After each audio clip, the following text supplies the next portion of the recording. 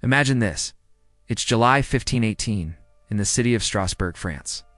The sun is beating down on the cobblestone streets. Suddenly, a woman, known to history only as Frau Trophia, steps out of her home. But she's not going to the market or visiting a neighbor. She starts to dance, and she doesn't stop. She dances silently, without music, her movements jerky and uncontrolled. She dances for hours, then for days. Her husband is baffled, her neighbors are disturbed. Within a week, something even stranger happens. Others join her. Dozens of people, seemingly at random, are seized by the same compulsion.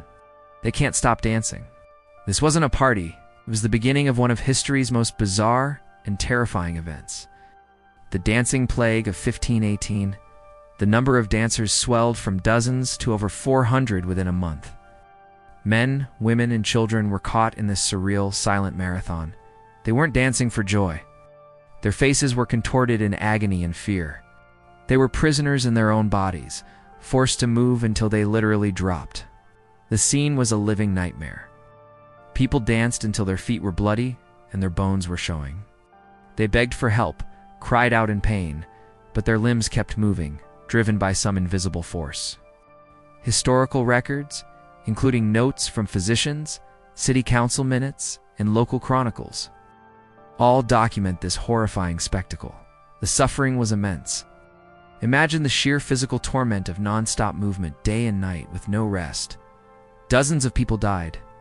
The official cause of death was listed as heart attack, stroke, and pure utter exhaustion. They danced themselves to death.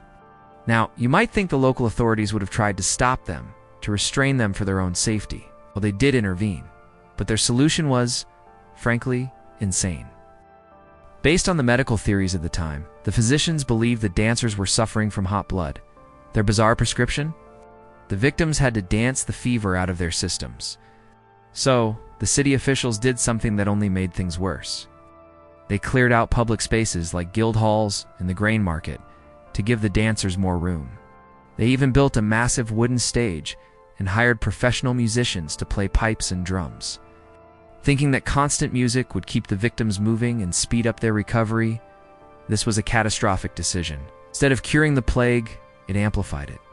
The stage and the music turned a terrifying affliction into a public spectacle, possibly encouraging even more people to join the frenzied crowd.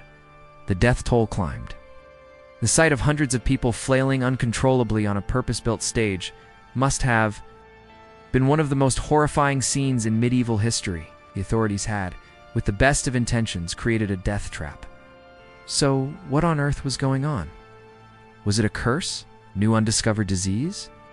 For centuries, the dancing plague remained a chilling mystery. Today, most historians and scientists have a compelling theory: mass psychogenic illness, also known as mass hysteria. To understand this, you have to look at the world of 1518. The people of Strasbourg were living through a period of extreme hardship. Famine was rampant, with widespread starvation. Diseases like smallpox and syphilis were devastating the population. On top of this physical suffering, there was intense psychological stress fueled by superstition and religious fear. In this pressure cooker environment, all it took was one trigger: Frau Trophia's strange public dance, to set off a chain reaction. The shared stress and anxiety of the community manifested as a physical symptom: uncontrollable dancing. It was a collective psychological breakdown. People weren't faking it. The belief that they were afflicted was so powerful that it produced real physical consequences. It was a true mind-over-body phenomenon, but in the most terrifying way possible. The fatal mania only began to subside when the authorities finally abandoned their dance-it-out strategy. In a last-ditch effort, they reversed their approach completely. They banned all public dancing and music. The remaining dancers, those who had somehow survived, were gathered up and transported to a remote mountain shrine dedicated to Saint Vitus, saint who was, ironically, sometimes invoked against dancing-related ailments. There in isolation, away from the public eye and the frenzied atmosphere of the city, the plague finally ran its course. The dancers slowly stopped, and the nightmare that had gripped Strasbourg for over a month finally came to an end. The dancing plague of 1518 remains a stark and haunting reminder of the powerful and sometimes deadly connection between the mind, the body, and the crushing weight of societal stress. Thanks for watching. If you found this story as fascinating as I did, make sure to hit that like button, subscribe, and ring the bell so you don't miss our next dive into the strangest corners of history. See you next time.